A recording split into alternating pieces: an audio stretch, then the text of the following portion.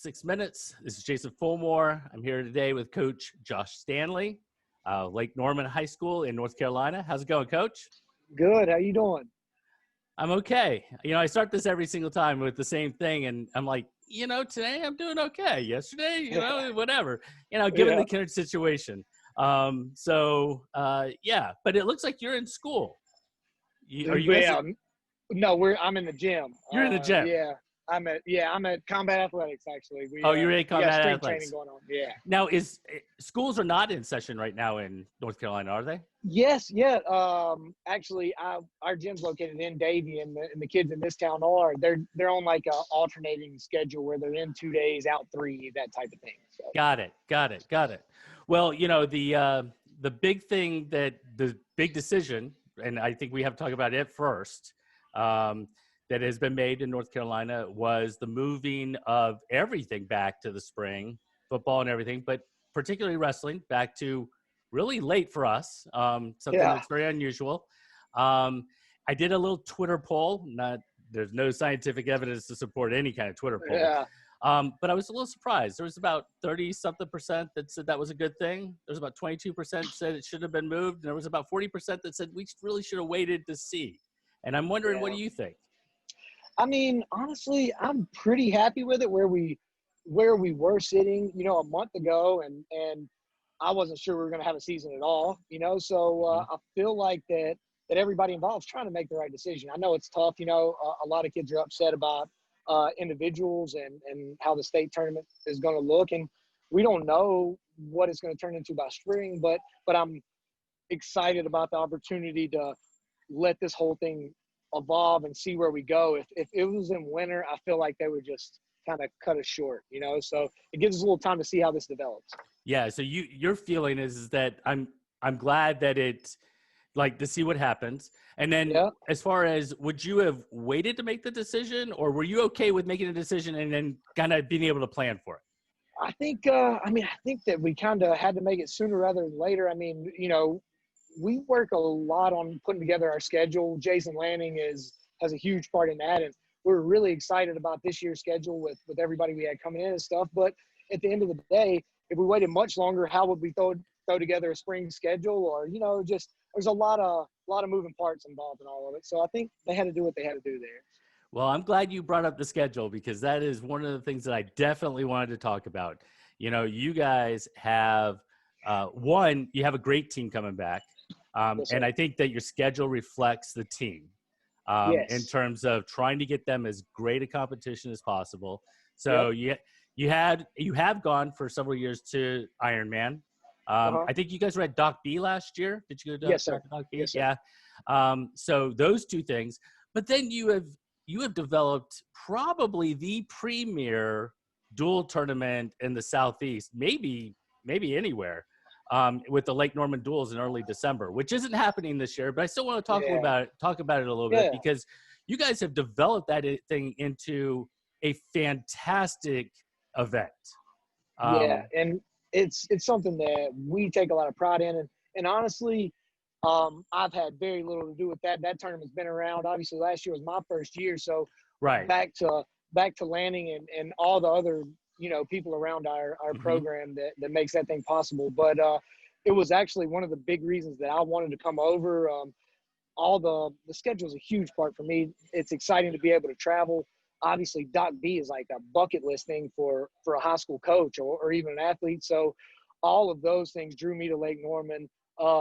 And again, I always go back to Lanning on it, but he's a big reason that I'm at Lake Norman. He's a hustler, and he gives me a hard time, and he's a joker, but he's always got your back if you're in close with him, and he'll go after those teams. He'll go get big teams that we want, and he's got big goals. Yeah, well, I mean, you guys have, according to the schedule, and again, it's gone, so we'll have to see what it looks like in 2021. But going back to the teams that he hustled to bring in, I mean, you had 9 states represented. You had Baylor coming in. You had Lake Gibson. You had Christiansburg up in Virginia. You had some West Virginia teams. So how and then I know, was it last year or a couple of years ago, you had Wyoming Seminary. Yes, You yes. know, who came in and beat everybody. Yeah, of course. And we kind of are ready for that. We're excited about getting our butt kicked, and that's kind of our motto on the season anyway. We're going to lose some early, but hopefully it prepares us in the end, you know. So, but Yeah. yeah, like I said, he works really hard, and our opportunities in getting to go to Ironman and go to Doc B kind of create some of those relationships. Right. We have a guy, Nate Dugan, who went up to Ironman and placed up there. Yeah, he's at Princeton now, and so the first ones through the door get bloody. He was in there, and he put our name out there. He was the first one on the national stage to put Lake Norman out there, and coaches started coming to us more, and we try to make events exciting. We're always trying to add something to our home events that want to draw people to us. Yeah, well, and you guys are perfectly situated because to bring some Florida teams up or Tennessee teams over, some Virginia and other teams to come down. Exactly. It's a pretty nice situation. It's not like you're sitting in South Florida. Nothing wrong with South Florida, but Yeah. it's a long way for even an Alabama team to get down there. Exactly. But you're sitting in a pretty good position where you are to be able to bring those kids in or bring those teams in. So talk about your team. So you guys, I think, returned 10 that wrestled at regionals last year. Yes, sir. Yes, right? sir. You returned Caleb Tate, who's a returning state champ. Yeah, we lost Caleb. Oh, you lost Caleb. Yeah. I'm sorry. There was it was a recent development in the last few weeks, but his family moved into a different house, and he had to transfer out. It was a heartbreaker for us. We were a big Caleb Tate supporter, so broke our heart a little bit. But he's at Mooresville next year, and so into the rivalry again. But yeah, but we had in the process of losing Tate and everything else, we had some other things happen where we a state champion named Sakari Morrison had actually moved into the district, and he was like undefeated state champ as a sophomore last year. Right. Big time athlete, good kid, and then we lost some of the heart and soul a little bit with Caden Timmy Fisher. and Caden. Yes, exactly. And Timmy Kennett. But we still got a lot of returners. JT Richards is ready to make his stride, and he's surrounded by great partners. We got the Murray boys coming in, brothers. I've had them since third grade in the club, and they're both going to be in ninth grade this year. So super excited about them. Eli is really, depending on where Noah's weight ends up, he's going to make some waves early, but Eli's going to surprise some people. So, well, we're excited. Well, and you got individuals, but the thing that really makes you guys, and honestly all the top teams, but I mean, we'll talk about Lake Norman, is this consistency of kids who get in there and grind. I mean, if we look at Lake Norman over the last 6 years, you've got, 39 state qualifiers. Not everybody gets to the top step, but everybody's in there working. And, and I think that epitomizes, even with if Caleb were there and now Sakari is there, you still have a lot of individuals, JT, who are going to be working to get as far up that podium as possible, going to be in the state tournament, that sort of thing. So that's how you guys have built that consistency is really, really important. And I think, and I think that everybody is kind of that culture. We always come back to that word culture, but when we have so many younger guys coming up and they're looking up and seeing what Nate Dugans and Cadens and Timmy's are doing, they realize we can all kind of reach these goals. They train with these guys day in and day out, and the club program trickles into that. So at the end of the day, they just start to believe sooner than maybe some other guys, And how big is the ability to hop to Ironman and Doc B and everything else as far as excitement for your kids? Oh man, I mean, rarely do we as wrestlers get to travel like that. Even at a college level, unless you're at a bigger program, it's just not usually like that for wrestlers. So we have kids that have never been on a train. I mean, never been on a plane, and they're flying to Doc B. You know what I mean? And, right. And packing up the vans and going to Ironman, and we practice in colleges the night before, and just college feel early. So you guys, so that college feel early on really I think prepares them more for the tournaments at the end of the season. Like I said, we may come in with 7 or 8 losses where some guys maybe 2 or 3 losses, but it's a different mindset when we get there. Yeah, well, I mean, you guys do all seedings and stuff, all those different things. I'm a big philosopher. I mean, my big philosophy is I've seen kids who are 8-3 or 8-4 or 17-15, and they're hammers because they've wrestled some tough kids. And I will look at them and say, boy, you can't tell a whole heck of a lot walking into a state tournament based on their records if they travel and face some pretty tough competition. Well, I want to talk about combat athletics because you're there right now. Yes, I think I hear somebody working out in the background. Barbell's going, always. And I see you on Instagram a ton with combat athletics. So it's not only wrestling. It's you're lifting. You're doing all sorts of different things at the Yes, sir. facility. When I first started this whole journey out, I was actually fighting MMA, and then I was training under a really elite strength coach, Travis Mash, who was kind of my mentor and got me into the whole thing. And he was my strength coach while I was fighting.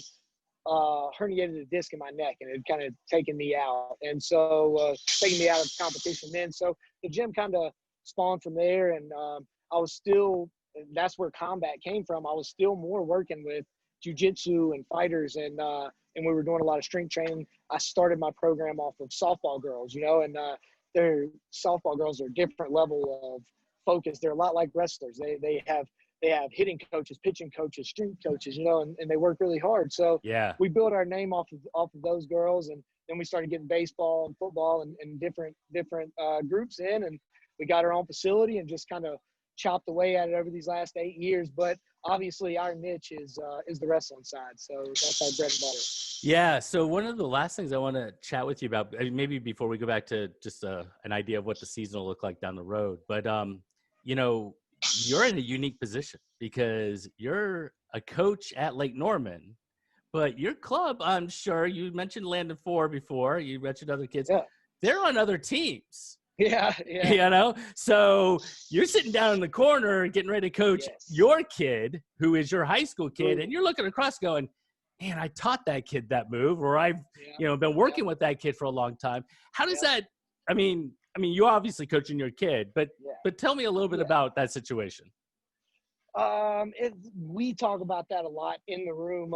If anybody usually has issues, it's parents and stuff, which is granted. If it comes down to, we had JT Richards and Riley Edwards wrestle in the quarters or state semis this year, and I've coached them both for years. But two of my first really high-level wrestlers, Madden Sagna and Logan Durham, got first and second in the state 2 years in a row. And there were combat kids wrestling in the finals. And so would they both get there if they weren't training partners? You know what I mean? We don't know that. So our whole thing that we always talk about in here is I'm going to compete as hard as I can if we're playing spike ball, if we're playing dodgeball up here, So after it's over, I'm not mad at anybody when I lose that. And we're all building each other 8-10 months out of the year. We're all partners. We travel to Georgia here in 2 weeks, and we'll all go compete together. And then for 6 minutes, we'll compete hard. And the beauty of this place is, and, I get passionate when I'm talking about that, but all the boys here, we work together so much, and it's this hot building. You see the garage doors open. And so they want me to chase my goals. They know I have dreams and stuff, and they don't want me just to stay here and, they want me to chase my goals, win state titles. They want to compete against me. And I've got so many kids from other programs that support us in Lake Norman that it's just a really cool environment. Yeah. No, I mean, but it is a unique situation. I don't know, at least in Alabama, and I'm trying to think back to Florida, you can't kind of straddle that fence. They don't allow it. The state association doesn't allow it. So, it's a different, and then down in Georgia, you got Cliff Fretwell, but Cliff is not a high school coach. He's a club coach. I talked to Cliff about that. He's like, I wish I could do it, blah, blah, blah. It's it's definitely something that is I definitely take as a privilege because I'm doing what I love.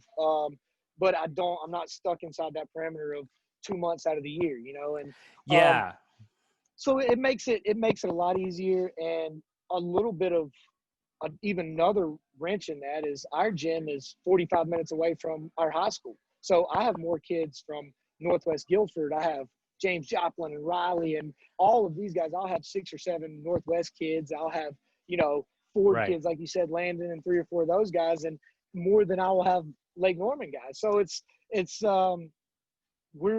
I grew up in Davie. The gym is in Davie. I'm coaching Lake Norman. We have kids from everywhere, so. Well, and that's good. I mean, so I'm a big believer, I think, of what you just said, and that is, kids go and get different opportunities, and they get different experiences. They compete with one another. Iron sharpens iron, that sort of thing. My kids, like we were talking before we got on the call, I coached Javi Maldonado, who's now at Arkansas Little Rock. Well, I coached him in our club, but he wrestled for our crosstown rival high school, from where I was. I was at Gateway. He was at Osceola. So, but you know what? It didn't bother me having him in my club. I mean, it was great. I loved it. I loved every minute of it. So if we project out, this will be the last question because I'm trying to keep it to like 10 to 15 minutes, like I said. Okay. If we're projecting out, I talked about your team. Let's talk a little bit about 4A. And I know we don't know what the spring's going to look like. I know we don't know if there's going to be a state tournament, that sort of thing. But 4A West with you guys and defending state champions and, all of that, what are you kind of thinking as far as you're laying the plans out to be really competitive with those teams? Man, I mean, it's